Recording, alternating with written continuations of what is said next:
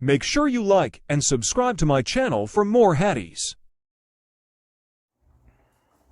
جریر نے اعمش سے بیان کیا، ان سے ابو وائل نے، ان سے مسروق نے اور ان سے عائشہ رضی اللہ عنہا نے کہ رسول کریم صلی اللہ علیہ وسلم نے فرمایا کہ جب بیوی اپنے خاوند کے کھانے میں سے کچھ صدقہ کرے اور اس کی نیت اسے برباد کرنے کی نہیں ہوتی تو اسے بھی اس کا ثواب ملتا ہے اور اس کے خاوند کو کمانے کا ثواب ملتا ہے، اسی طرح خزانچی کو بھی اس کا ثواب ملتا ہے۔